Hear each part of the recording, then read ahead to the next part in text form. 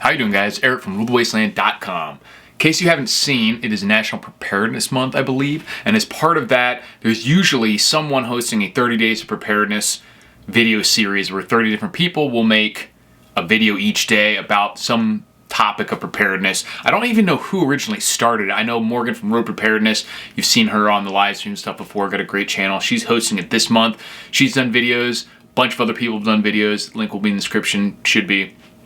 To all those past videos. I'm nearing the end of the month to do my video, but you guys can always go back and check out all the other ones. Really good stuff. Some channels that I didn't even know about. So there's a good chance to find out about some other cool channels, and as always, good preparedness information that we can get that at least for a little bit doesn't have to do with current events specifically, outside of obviously preparedness in general. My video is about the holes in your preps. And what are the holes in your preps? So it's a two-part video. I'm going to tell you what some of the holes in my preps are, but more importantly, how you can find out what the holes are in your preps, and then, more vaguely what to do about it. So personally, I think the biggest holes in my preps are, number one, the power generation. I still don't have the little solar setup that I want to get, or any sort of, major generator. I have, batteries and stuff like that. More importantly, I have ways to do things that don't require power, electrical power anyways, like a sun oven and even gas grills and everything. So there's no particular area that's necessarily majorly impacted by that, but that's the next step. If you were to look at, a complete preparedness system, what you would want to have, because I always talk about it's not just about surviving, it's about trying to maintain as close to a normal lifestyle as possible throughout any sort of disruptions. That would be the biggest difference for me, is if the power goes out, I don't have a way to just kind of instantly turn back on for major things. So that's something I'm still working on. Obviously, it's not something that is going to be life or death in most scenarios. I'm not in somewhere where it's super cold where I have to worry about heat. Like I said, I have alternate methods of doing things like cooking, and I have small amounts of power for stuff like lights and whatnot, but I don't have power generation. Second one for me is communications. Still haven't gotten into the whole ham or anything like that. That's something that's on the list, to be able to communicate with certain people to get information in a grid down scenario that's not coming through, internet or whatever. But those are the two for me personally. And it's going to be different for different people. Your area is going to be more dependent, what type of threats you might be facing, how hard or easy it is to take care of certain things. Like I said here, with the sun oven, that's an easy way to take care of cooking without using any power. It might be more difficult if you're in England or something like that. But there's still the process for finding out what the holes are in your preps is usually the same. And the best way to do it is by doing an actual exercise where you pretend, or take a weekend or whatever and act as though in real life there's been some sort of disaster scenario. So you do everything the way you would do if there was a major grid down event or something like that. But, if that's not feasible, if you don't have the time and or the money to use certain elements of your preps, the way you can do it is mentally too. And that's how I usually do it on a periodic basis, especially when something specific comes up, not just general preparedness, but looking at like a current scenario and deciding like, okay, do I have what I need for this scenario? And then just going through the steps, like literally do a mental exercise, visualize what would happen. Like if the power goes out, like, okay, what am I doing?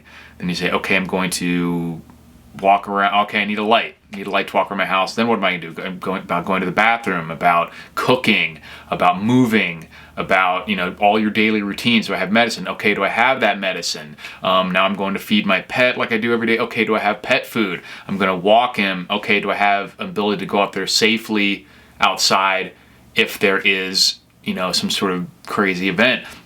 And you can get to like 90% of the way in terms of finding out what you need by doing that mental exercise, which you should do pretty frequently anyway. And it's allowed me to discover little holes, or the major ones rather. To discover the little stuff, you got to go through the actual steps, because you might, by doing the mental exercise, you can discover what you're missing, but to really determine the best thing that you need, so if you do the mental exercise, you'll be able to find out that, okay, I don't have a way to cook food, so I need to take care of that, and you can go do something about that. But to really figure out what the best way is for you in your situation to cook food, you're going to have to actually try out different options. So doing the practical exercise is the best bet for that. And you don't have to do it all at once. You don't necessarily have to take a whole weekend and live only off your preps. You can do it one thing at a time. So do the mental exercise, write down the steps of everything that you would do, and then one by one, even if it's just once a week, go through that steps. Cook one meal on your sun oven or on the alternate method that you have. Because I've discovered little things like, I'm going to use this camp stove. I have a propane tank, and then be like, oh, I can't use this tank with this stove without this hose that I don't have. So then you have to go get that hose adapter. Little stuff like that the mental exercise isn't necessarily going to uncover. The different types of tools, the ability to use them. Maybe if one brand of even said tool is crappy or doesn't work with another brand of something that you have. So that's where the practical exercise will uncover, is those little holes in your preps that, honestly, those are the ones that are a lot harder to envision because they're not obvious. You know, if you go through the mental exercise and you can determine, yeah, I need a way to generate power, that's the easy part. It's the most important part, but it's also the easiest part. So going through that secondary step is gonna really figure out make sure you have what you need. And like I said, just do it a little bit at a time. Write down the steps from doing the mental exercise, which you should do every few months anyway, when you're talking about, like, envision a bug out scenario. And then say, okay, I will throw everything in my car. Do I have gas tanks? Do I have a way to put the gas in the car? What am I gonna put all my other stuff in? Okay, do I have the totes? Am I physically able to move the totes? How long does that take me? Maybe even time yourself. So like I said, the first step is mental. The second step is doing the task at some point. At some point you have to actually do it, regardless of what it is, whether it's starting a fire with a ferro rod, whether that's cooking on your gas stove, using your alternative toilet setup, whatever it is. At some point you should envision it, write down the steps, and then try that step, because you'll uncover all sorts of little things that you didn't know. Some things you might decide are completely unnecessary, you don't need all that extra gear or equipment, and other things you'll find out that this isn't going to work, I need to figure out something else or add something to it. So that's just my basic 30 days of preparedness step for finding out the holes in your preps.